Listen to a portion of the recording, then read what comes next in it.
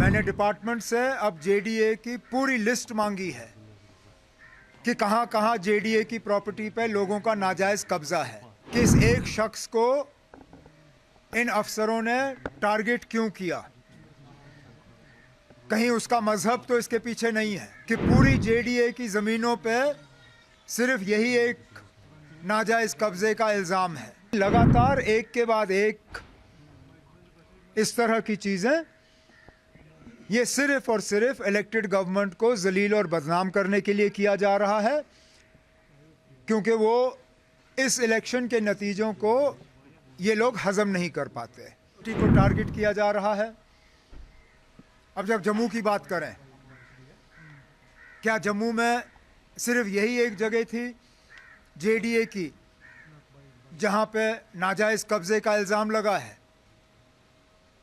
मैंने डिपार्टमेंट से अब जेडीए की पूरी लिस्ट मांगी है कि कहां कहां जेडीए की प्रॉपर्टी पे लोगों का नाजायज कब्जा है।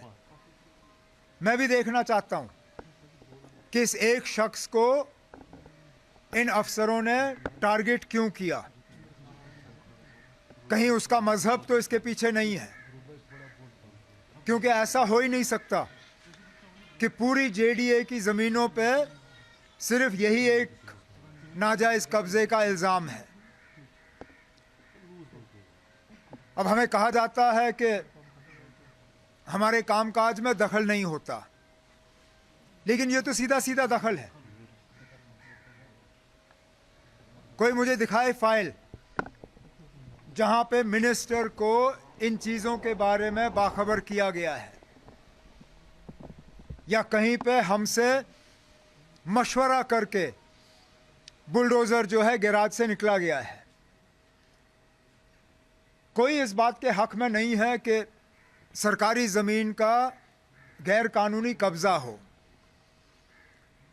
लेकिन ये लोग जो पिक एंड चूज़ तरीके से अपने बुलडोज़र का इस्तेमाल करते हैं इलेक्टेड गवर्नमेंट को जलील करने के लिए, उन्हें भी अपनी हरकतों से बाज आना चाहिए। आपको कोई इंफॉर्मेशन है इस बंदे के बारे में कि उसका बैकग्राउंड क्या है, क्या वजूहत है कि ना,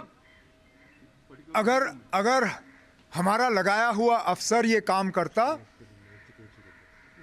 तो अभी तक मैंने उसके खिलाफ कार्रवाई की होती, क्योंकि बिना मिनिस्टर के इजाजत के आप इतने बड़े कदम ले कैसे सकते हो?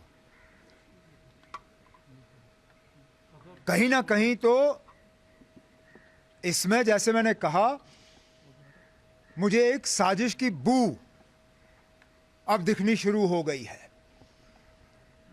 क्योंकि एक बार ये होता तो मैं कहता चले ना गलती से हुआ है, दो बार होता तो मैं कहता चलिए हो सकता है कि हुआ हो, लेकिन लगातार एक के बाद एक इस तरह की चीज़ें, ये सिर्फ और सिर्फ इलेक्टेड गवर्नमेंट को जलील और बदनाम करने के लिए किया जा रहा है, क्योंकि वो इस इलेक्शन के नतीजों को ये लोग हजम नहीं कर पाते। अभी जम्मू में ये कंटिन्यू है कि तो एप्रीहेंशंस हमारे यहाँ है, because day before yesterday one incident happened in कंगन आल्सो। वही मैं कह रहा हूं ना ये हमारे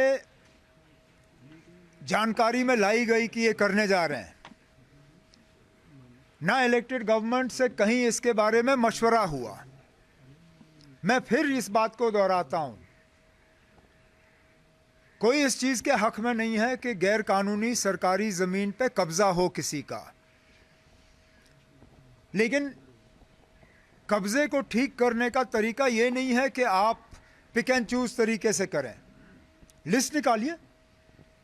मैं अभी कहता हूं, जो जेडीए का सीईओ है, ज़रा छापे लिस्ट, कल अखबार में डाले, जितनी जम्मू में ज़मीनें जेडीए की गैर कानूनी कब्ज़े में हैं, ज़रा उनका लिस्ट निकाले, अखबार में छापे किन किन के नाम हैं।